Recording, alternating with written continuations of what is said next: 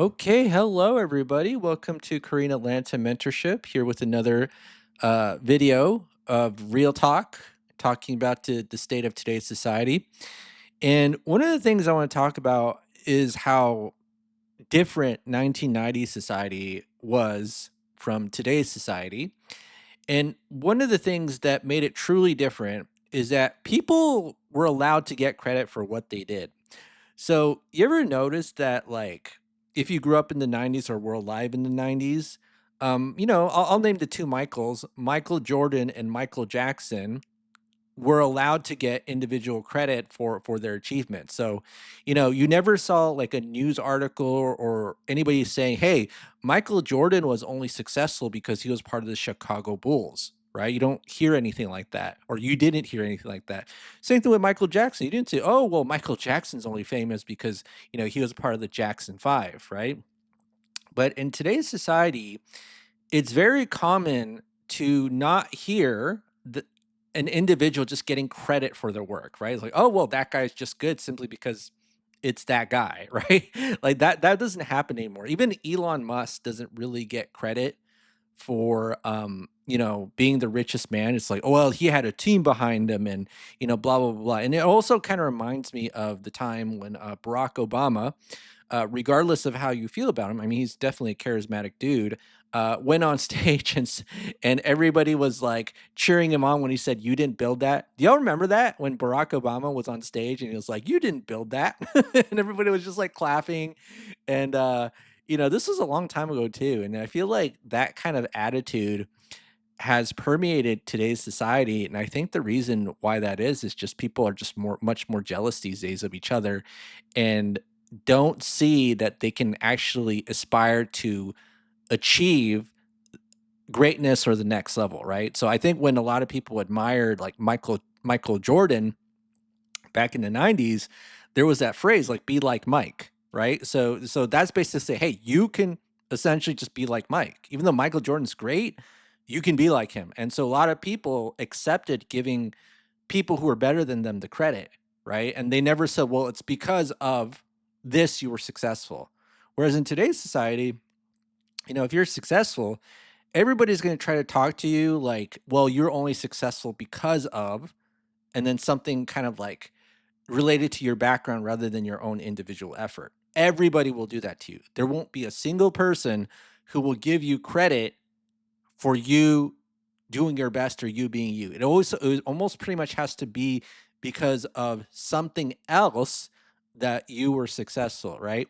And the reason why that is because people these days are just much more jealous, and obviously people can visibly see nowadays what you've done through social media, and that's why you're much more likely to have stalkers nowadays than before, right?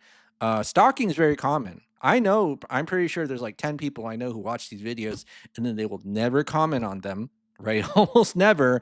And then watch every single video like a hawk and then, act like, they didn't watch. This is very common, especially if you're a woman. That's even more common than if you're a man, right?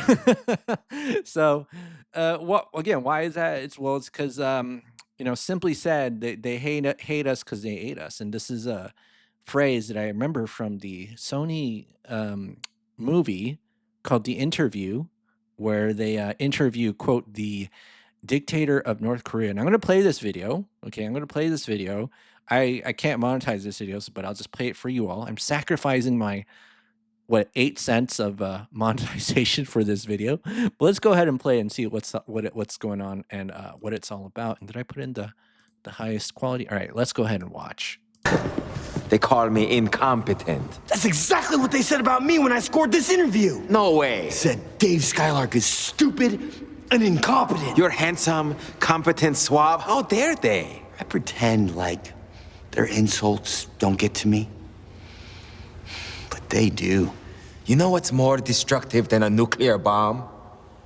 Words. And the people are jealous of a man like you and me.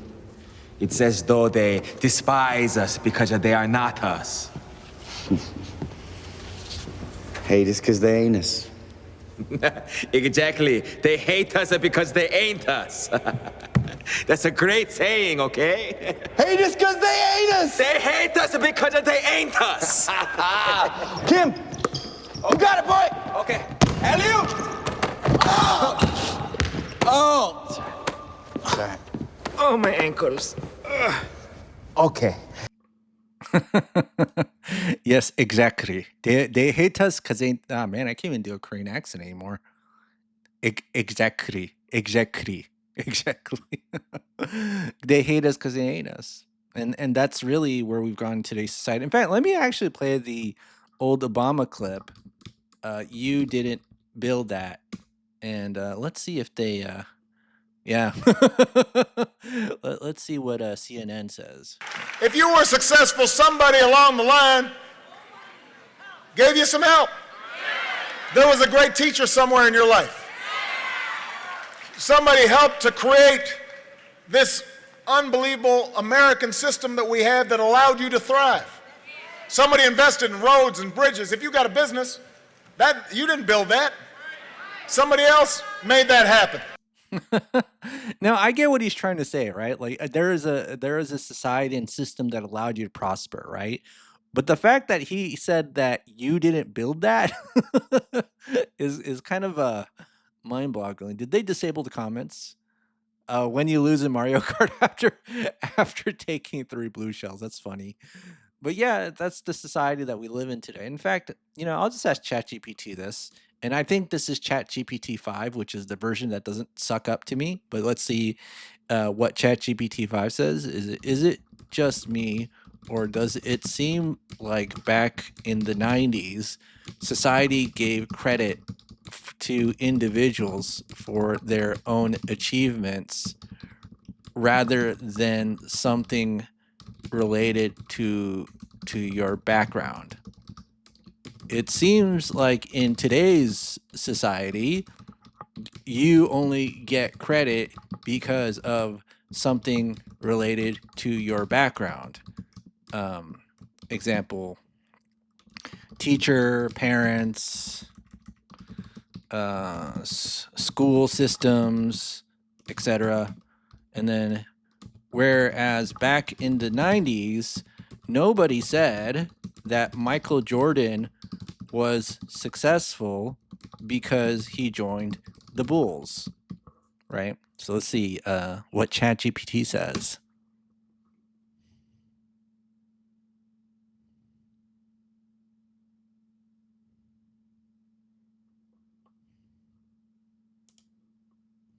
You're picking up on an interesting shift in cultural narratives, and it's not just you. It's not that society never credited background factors in the past, but there are a few reasons why it seems different now. 1. Focus on individualism versus systemic context.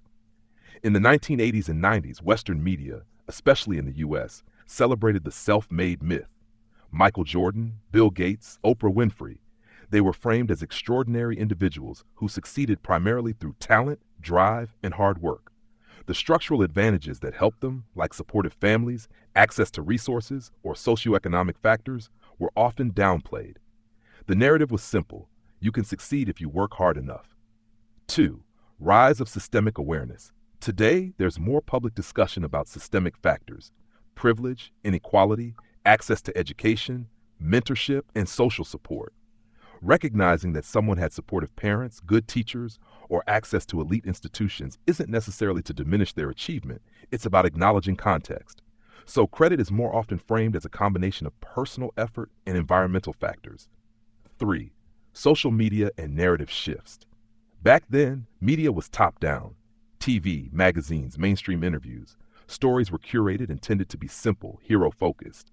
Now, social media allows more nuanced conversations and perspectives. People are more likely to challenge the self-made story and emphasize background, systemic advantages, or barriers for cultural values. There's been a shift from glorifying individual triumph alone to celebrating collective contributions or highlighting inequities. That changes how we discuss success. For example, instead of saying she succeeded because she's brilliant, people might say she succeeded because she had talent and a supportive ecosystem. So yes, it feels different. And that's largely due to changes in social awareness, media, and cultural storytelling, not necessarily that achievements themselves have changed. If you want, I can break down some specific examples from the 90s versus today to show how the framing of credit has shifted. It's actually pretty striking. Do you want me to do that? Yeah, let's go ahead and see what these examples are. I'm actually really curious.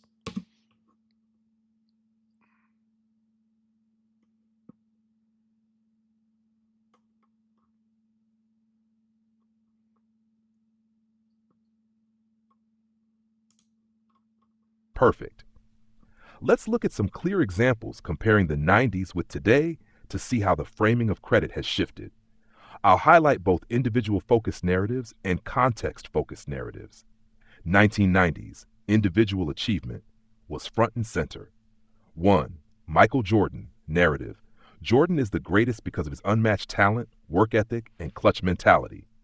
Context. Very little focus on the Bulls organization, coaches, or access to elite training. Media celebrated him as the man who made history happen, not the system that helped him. 2. Oprah Winfrey, narrative.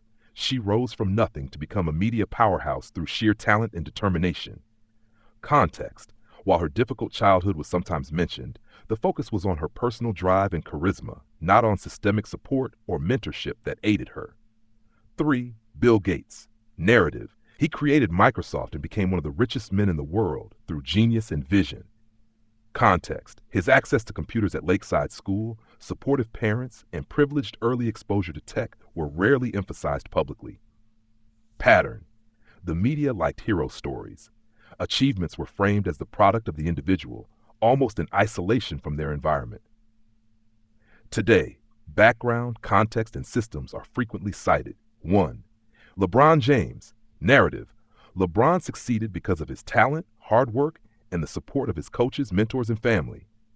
Context. Stories frequently highlight the role of his high school coaches, athletic programs, and community support in his rise to fame. 2.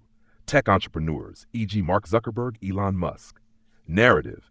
They are incredibly innovative, but their success was also enabled by elite schooling, access to venture capital, and privileged networks. Context. Public discourse often emphasizes the systems that allowed them to thrive. 3. Young activists or artists. Narrative. They achieved great things thanks to personal talent and a community of support, often highlighting mentorship and institutional access. Context. Articles frequently acknowledge teachers, family support, and societal structures. Pattern. Modern narratives are more likely to attribute success to a combination of individual effort and environmental factors. This is sometimes framed as a counter to the myth of the self-made person. Why the shift? Increased awareness of inequality. Media and public discourse are more conscious of systemic advantages and disadvantages. Social media amplification. Stories are more nuanced. People question one-dimensional self-made narratives.